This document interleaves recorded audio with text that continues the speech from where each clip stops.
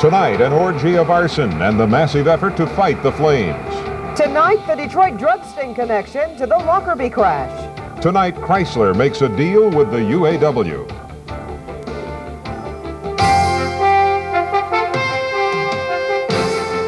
News 4 Night Beat with Mort Grimm and Carmen Harlan, Bernie Smilovitz and Chuck Gadigan. Flames light up Detroit's skyline tonight. The devils are out, and so are firefighters and police.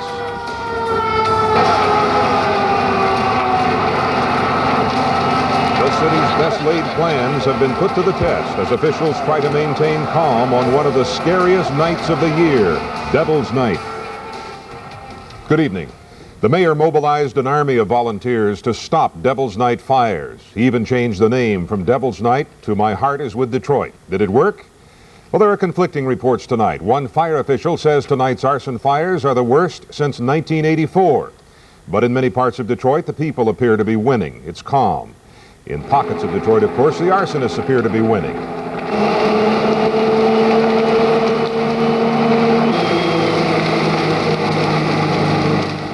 Now, these pictures we're showing you are just in to us from the east side, hardly what you'd see on a typical night in Detroit.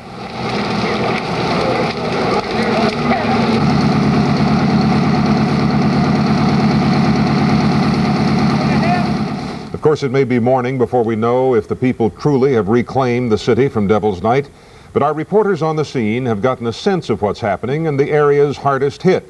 Typically, the east side, which we just showed you, is one of the busiest areas on Devil's Night. And again this year, firefighters there have been busy for hours.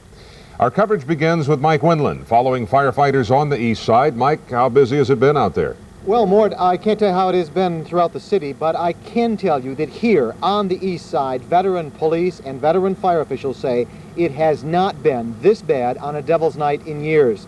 The top fire official in Detroit working tonight told me at the scene of a fire a little while ago that he hasn't seen it as bad since 1984. It has been a busy night, fire officials coming and going here in the east side, and the night's going to be a long one yet.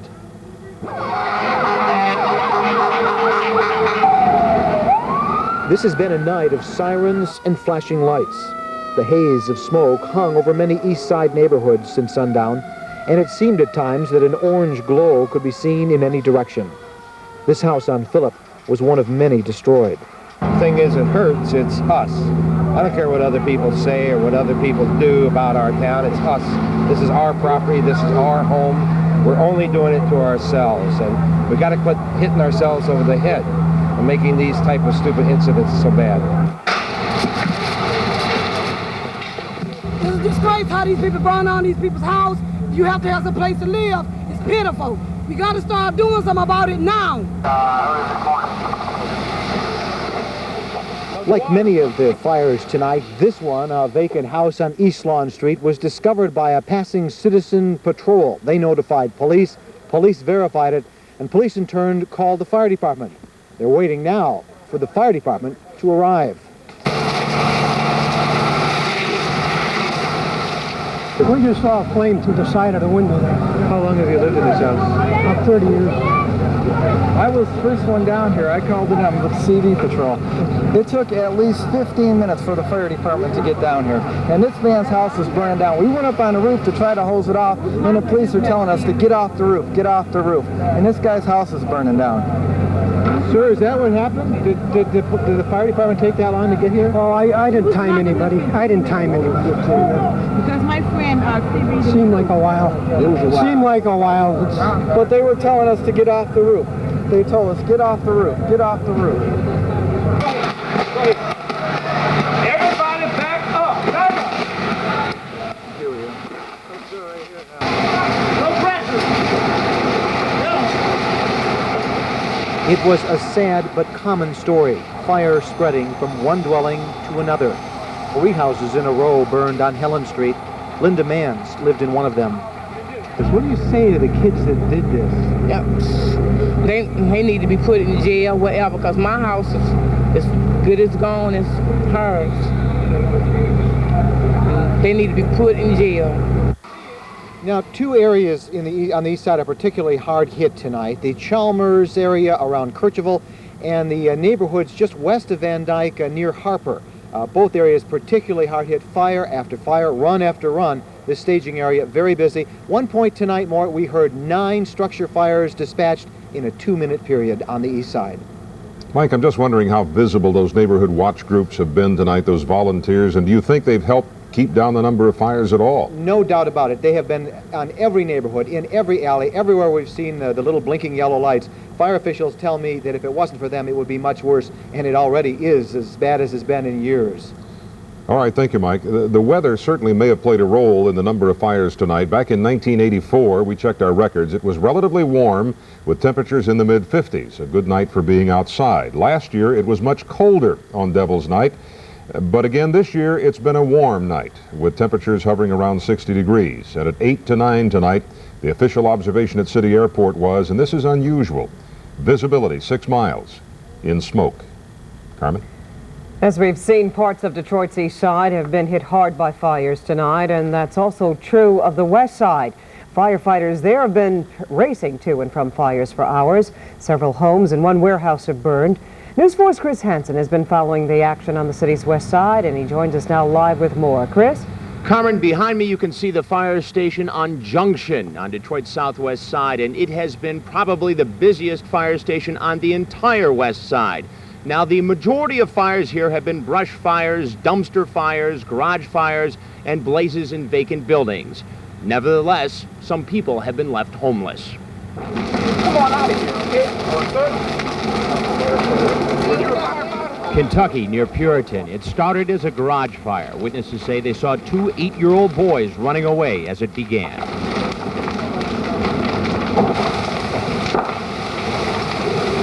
Soon, flames spread to 3 houses. Elmo Clark owns one of them. You live in one of the houses that's on fire. I live in that house right there. Where do you go from here? We don't know. Johnny Gardner also watched as his home went up and reflected on the stupidity of a night in Detroit that belongs to devils. It's ignorant on my behalf because things like that, I mean, it's unnecessary. They don't do it 12 months out the year, so why do it one particular week? As firefighters struggled to control the blaze, Congressman John Conyers arrived. He was touring the city with police. I mean, it's turning it off right away. Oh, yeah. As soon as he puts it on there, that's more than water. The fire and frustration was seen all over the west side. Here on Calvary, a vacant home burned and threatened the one next door. I've been trying for 5 years to get that thing down. And they haven't torn it down? No, I got a letter in there I just got the other day. This is the letter Edna got from the city just a few months ago. It says that this building is secured and didn't have to be torn down. Well, apparently it wasn't secure enough. Even industrial buildings weren't safe. This warehouse on Stair suffered extensive damage. Arson investigators are trying to find out how it spread so quickly. Now, if I had to estimate, I would say probably on the west side alone, there have been so far tonight well over 100 fire runs, and that counts the runs that were responded to by police officers who were able to put out the smaller fires with fire extinguishers. We probably won't get a firm total until sometime tomorrow morning. Carmen? All right, thank you, Chris, for that report. Now, you can help fight the fires in Detroit tonight. If you see someone starting a fire, you can call a special arson hotline. The number is 96-ARSON. That's 962-7766. Rewards of up to $1,500 are offered for information leading to the arrest and conviction of anyone setting a fire. At this hour, a curfew remains in effect. If you live in Detroit or Highland Park and you're under the age of 18, you should be at home right now. Certainly be off the streets, otherwise you could be breaking the law.